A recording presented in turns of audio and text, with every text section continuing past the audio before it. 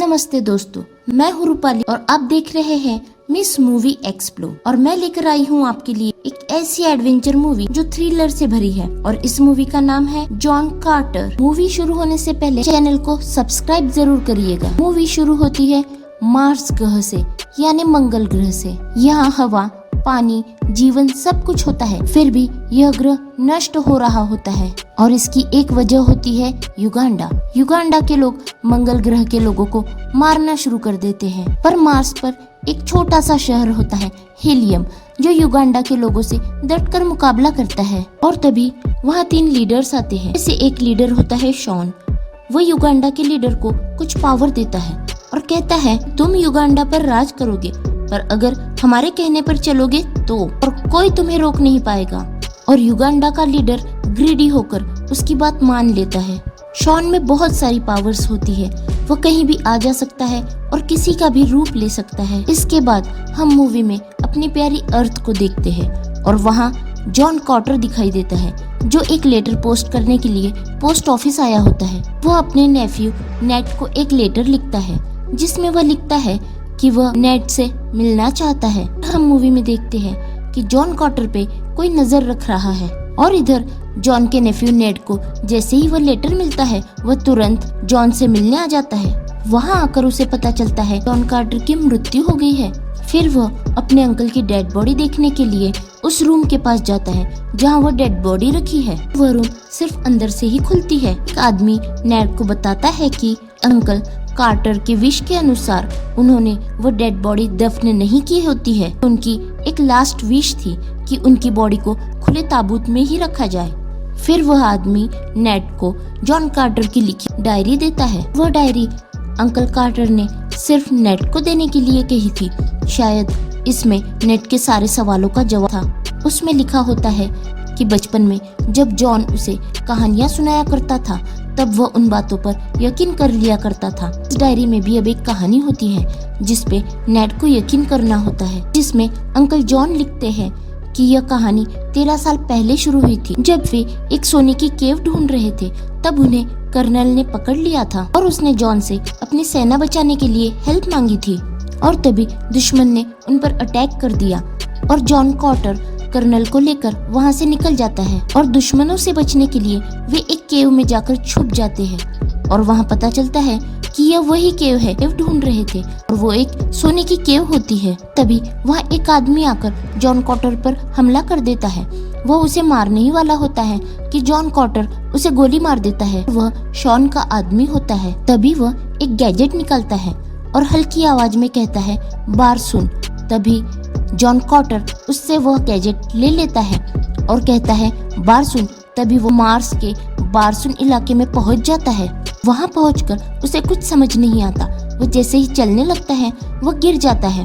Gravity की वजह से वो हवा में उड़ने लगता है और ऊंची ऊंची जंप मारने लगता है। और जॉन को हवा में उड़ता देख वहाँ कुछ एलियंस आ जाते हैं जिन्हें टाइटस कहा जाता है। जॉन कार्टर से कहता है कि मैं वर्जीनिया से, और वो लोग उसका नाम वर्जीनिया समझ लेते हैं, पर वे उसे नहीं मारते क्योंकि वो हवा में उड़ सकता था, ऊंची जंप मार सकता था। जॉन कार्टर को लेकर अपने एरिया में चले जाते हैं और साथ में उसका गैजेट भी ले जाते हैं। आगे हम मूवी में देखते हैं कि युगांडा और हीलियम के बीच फाइट होती है। हीलियम का लीडर ये बात जान चुका था कि युगांडा के लीडर के पास कुछ ऐसी पावर्स आ चुकी है जिससे वह किसी को भी चुटकियों में नष्ट कर सकता है। फिर युगांडा का लीडर हीलियम के लीडर के सामने एक डिमांड रखता है कि वो अपनी बेटी की शादी उससे करवा दे, तो वो हीलियम के लोगों को कुछ नहीं करेगा। आखिरकार हीलियम का लीडर अपनी बेटी की शादी युगांडा के लीडर से करवाने के लिए राजी हो जाता है, पर प्रिंसेस को ये सब मंजूर नहीं होता और वो इस बात से इनकार कर देती है और चुपके से वहाँ से भाग जाती है। और ये सब छुप छुप कर टार्टस की सोसाइटी के लोग देख रहे होते हैं और वे यही चाहते हैं कि दोनों टीम आपस में लड़कर खत्म हो जाए और मार्स ग्रह पर सिर्फ उन्हीं का राज हो। और उधर प्रिंसेस एक स्पेसशिप में बैठकर भाग रही होती है। तभी उसकी स्पेसशिप दूसरे स्पेसशिप से टकरा जाती है और वो गिरने ही वाली होती है। और तभी जॉन कार्टर टाइटस के लीडर के हाथ से दूरबीन लेकर ये सब देख लेता है और वह हवा में उछलकर प्रिंसेस को बचा लेता है। प्रिंसेस के दुश्मनों के स्पेसशिप को नष्ट कर देता है। युगांडा का लीडर देख लेता है और वो अपनी पावर से जॉन कॉर्टर पर अटैक करने ही वाला होता है। तभी शॉन उसे रोक देता है। युगांडा के लीडर को जॉन कॉर्टर को जिंदा पकड़ने के लिए भेज देता है। जॉन कॉर्टर और युगांडा के लीडर में बहुत फाइट होती है। युगांडा का लीडर जॉन कॉर्टर को पकड़ने ही वाला होता है कि तभी नीचे से टाइटस उस पर अटैक कर देते हैं और इस वजह से युगांडा के लोगों को वहां से भागना पड़ता है। और फिर टाइटस जॉन कॉर्टर को अपनी तरफ से लड़ने के लिए कहते हैं, पर जॉन कॉर्टर ऐसा करने से साफ इनकार कर देता है।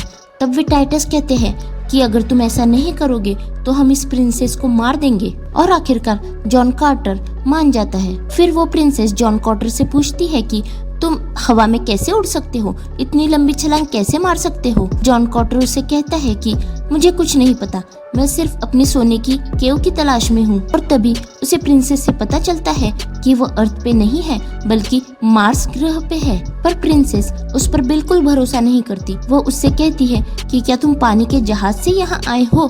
तभी जॉन कॉर्टर उसे वो गैजेट बताता है जिससे वो मार्स ग्रह पे आया था और वह गैजेट अब टाइटस के लीडर के पास होता है। राजकुमारी जॉन कॉर्टर को लेकर टाइटस के मंदिर जाती है। वहाँ एक मौत का द्वार होता है जिसके द्वारा वह फिर से पृथ्वी पर जा सकता है। पर तभी वहाँ टाइटस के लोग आ जाते हैं, पर टाइटस का लीडर अपनी बेटी के साथ इन दोनों को वहाँ से भगा देता है। अब वे तीनों मृत्यु के द्वार की तरफ निकल पड़ते हैं और रास्ते में जॉन कॉर्टर को यह पता चलता है कि यह लड़की हीलियम की प्रिंसेस है और वो युगांडा के लीडर से शादी नहीं करना चाहती, इसलिए वहाँ से भाग आई है। और फिर वो टाइटस की बेटी इन दोनों को समुद्र के रास्ते उस मृत्यु के द्वार तक ले जाती है। वे दोनों उसके अंदर जाते हैं। वहाँ जाते ही प्रिंसेस उस गैजेट को जमीन पर लगाती है जहाँ से 9 किरणें निकलती हैं जो अलग अलग प्लेनेट पे जाती है और वहाँ कुछ मंत्र लिखे होते हैं जिसकी मदद से वे अलग अलग प्लेनेट पे जा सकते हैं। वे दोनों इस बारे में ज्यादा कुछ नहीं जानते, पर राजकुमारी को यह पता चल जाता है कि जॉन कॉर्टर अर्थ से आया है। तभी शॉन और उसके सैनिक वहां पहुंच जाते हैं और उन्हें पकड़ने के लिए उनके पीछे पड़ जाते हैं। आखिरकार जॉन कॉर्टर अकेले ही उन सब से फाइट करता है और तभी वहाँ हीलियम के लीडर प्रिंसेस के पिता वहाँ आ जाते हैं और जॉन कॉर्टर और प्रिंसेस को अपने साथ ले जाते हैं और टाइटस के लीडर की बेटी वही मिट्टी में छुप जाती है। और आगे हम मूवी में जॉन कॉर्टर को प्रिंसेस के रूम में देखते हैं। वहाँ उसे ये पता चलता है कि प्रिंसेस अभी युगांडा के लीडर से शादी कर रही है। तब वो प्रिंसेस से इस शादी की वजह पूछना चाहता है। तब प्रिंसेस कहती है, क्या तुम हीलियम के लोगों को बचा सकते हो?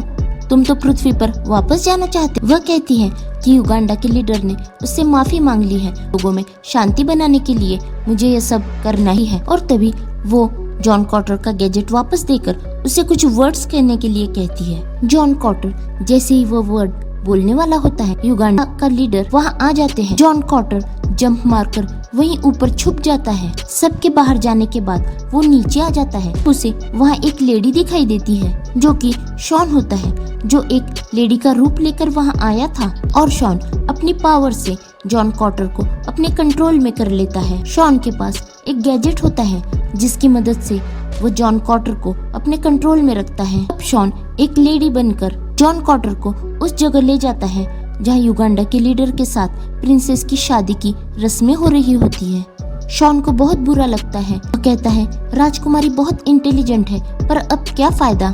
तभी शॉन कहता है, हाँ, राजकुमारी ने नोबिकेन के रहस्य के बारे में पता लगा ही लिया था। आज की रात जब 2 चंद्रमाओं का मिलन होगा तब उनकी शादी की रस्में हो रही होगी। अब हम जाकर उन सबको नष्ट कर देंगे जो नेबिकेन के रहस्यों के बारे में जानते हैं। जॉन कॉर्टर कहता है, तुम ये सब गेम क्यों खेल रहे हो? तुम सीधा जाकर प्रिंसेस को क्यों नहीं मार देते? शॉन कहता है, यहाँ के कुछ रूल्स हैं और पहले से हमें इसी के अनुसार चलना होता है और यहाँ पे रूल करने के लिए हम सदियों से ऐसे ही गेम खेलते आ रहे हैं, तब से जब ये प्लेनेट बना भी नहीं था। और इसके बाद हम अर्थ को भी इसी तरह तबाह कर देंगे। हम अपनी पावर्स एक ऐसे राजा को दे देते हैं जो हमारे कहने पे चले, और युगांडा का राजा भी ऐसा ही बेवकूफ है। शॉन कहता है, हम एक खास मकसद के लिए बनाए गए हैं। लोगों को आपस में लड़वा कर प्लेनेट को खत्म कर कर आगे बढ़ना ही हमारा मकसद है। शॉन जॉन कॉर्टर को बंदी बना लेता है और उसे वह कहीं और शिफ्ट करने ही वाला होता है। तभी टाइटस की बेटी का डॉग वहाँ पहुँच जाता है और वो डॉग शॉन के हाथ में काट लेता है, जिससे वो गैजेट टूट जाता है, जिससे जॉन कॉटर को उसने अपने कंट्रोल में किया होता है। गैजेट के टूटते ही जॉन कॉटर वहाँ से निकल जाता है और वो अब उनके कंट्रोल के बाहर होता है। और तभी शॉन के कुछ लोग जॉन कॉटर के पीछे पड़ जाते हैं। इधर टाइटस की बेटी उन सब पर अटैक कर देती है और फिर जॉन कॉटर टाइटस लेडी से कहता है कि हमें प्रिंसेस को बचाने के लिए पूरी फोर्स की जरूरत है और वे हेल्प के लिए टाइटस की सोसाइटी में पहुंच जाते हैं। पर वहां जाते ही जॉन कॉटर को बंदी बना लिया जाता है और उसे जहां बंदी बनाकर रखा जाता है वहीं टाइटस का लीडर भी होता है, जिसे वहां बंदी बना लिया गया है। और वो जॉन कॉटर को बताता है कि तुम्हारे वहां से जाने के बाद यहाँ के लोगों ने मुझे बंदी बना लिया और मुझसे विद्रोह कर दिया, पर उसे पूरा यकीन है कि जॉन कॉटर सब ठीक कर देगा। आगे हम मूवी में देखते हैं कि इन दोनों को बड़े बड़े खूंखार जानवरों के सामने फाइट करने के लिए डाल दिया जाता है, पर जॉन कॉटर किसी तरह उन्हें मार डालता है, जिसे देख टाइटस की सारी प्रजा बहुत खुश होती है। पर धोखेबाज नया लीडर जॉन कॉटर को मारने आता है, फिर जॉन कॉटर उसे भी मार डालता है और फिर पुराना लीडर फिर से अपनी सोसाइटी का लीडर बन जाता है। और फिर जॉन कॉटर सारी फोर्स को लेकर हीलियम की तरफ प्रिंसेस को बचाने के लिए निकल पड़ता है। दोनों चंद्रमा के मिलन से पहले उसे प्रिंसेस को बचाना होता है। इधर शादी की रस्म होने ही वाली होती है कि तभी वहाँ जॉन कॉटर पहुँच जाता है और सबको बताता है कि तुम्हारे साथ धोखा हो रहा है। इस शादी के बाद वे सारे हीलियम के लोगों को मार डालेंगे। तभी युगांडा का लीडर तलवार निकाल लेता है और दोनों टीमों में फिर से लड़ाई शुरू हो जाती है और जॉन कॉटर के साथ आई हुई टाइटस की फोर्स फिर से हीलियम की मदद के लिए आ जाती है। जॉन कॉटर और युगांडा के लीडर के बीच में फाइट होती है, जिसमें जॉन कॉटर उसे मार डालता है। शॉन राजकुमारी के रूप में आकर राजकुमारी की गर्दन पर तलवार लगा देता है, पर तभी राजकुमारी उसका गैजेट निकाल देती है, जिससे शॉन ने सबको अपने कंट्रोल में किया होता है। जॉन कॉटर उस गैजेट को फेंक देता है, पर शॉन अपना रूप बदलकर फिर से अपना गैजेट ले लेता है और अब जॉन कॉटर उसे मारने ही वाला होता है कि वो वहाँ से गायब हो जाता है। और उसी रात प्रिंसेस और जॉन कॉटर की शादी हो जाती है, पर उसी रात शॉन भी वापस आ जाता है और उस गैजेट को पकड़कर जॉन कॉटर की चेस्ट पे हाथ रखकर कुछ मंत्र बोलता है, जिससे जॉन कॉटर फिर से अर्थ पे आ जाता है और वो फिर से उसे सोने की केव में होता है, जिसे वो बहुत सालों से ढूंढ रहा था। फिर वो मार्स पे जाने के लिए बहुत कोशिश करता है, पर उसके पास वो गैजेट नहीं होता, इसलिए वो वहाँ नहीं जा सकता। उसे राजकुमारी से मिलना होता है, पर कोई फायदा नहीं, इसलिए 10 साल तक वो उस गैजेट की तलाश करता है और आखिरकार एक दिन उसे वो गैजेट मिल ही जाता है। और ये सब स्टोरी जॉन कॉटर की उस डायरी में लिखी होती है जो नेड पढ़ रहा होता है। और उसमें जॉन कॉटर आगे लिखता है कि नेड, अब तुम्हें पता चल गया होगा कि मैंने अपनी बॉडी को क्यों दफन करने से मना किया था, क्योंकि अगर अर्थ पे मेरी बॉडी खत्म हो जाती तो मैं मार्स पे भी खत्म हो जाता, और जहाँ मेरी डेड बॉडी है उसकी चाबी सिर्फ तुम ही हो और मेरी डेड बॉडी की सुरक्षा की जिम्मेदारी भी तुम्हारी ही है। जॉन कॉटर का नेफ्यू नेड वहाँ पर जाता है जहाँ वो बॉडी रखी हुई है। उस दरवाजे पर कुछ वर्ड्स लिखे होते हैं, वो उसे दबाता है पर दरवाजा नहीं खुलता। फिर वह उस लेटर को देखता है जिसे जॉन कॉटर ने उसे भेजा था। उसमें देखकर वो अपने निकनेम के वर्ड्स को दरवाजे पर दबाता है और उससे वो दरवाजा खुल जाता है। पर तभी पीछे से एक आदमी आकर उसे मारने की कोशिश करता है, पर उसे भी कोई पीछे से गोली मार देता है और वो जॉन कॉटर होता है। और इसे देख नेड शॉक हो जाता है और ये सब प्लानिंग जॉन कॉटर ने की होती है शॉन को पकड़ने के लिए, और वो शॉन से उस गैजेट को हासिल करना चाहता है जिससे वो मार्स पे पहुंच सके। और जिसे जॉन कॉटर ने मारा होता है वो शॉन ही होता है और जॉन कॉटर उसकी जेब से वो गैजेट निकाल लेता है, जिसकी हेल्प से वो मार्स ग्रह पर फिर से जा सकता है अपनी प्रिंसेस के पास।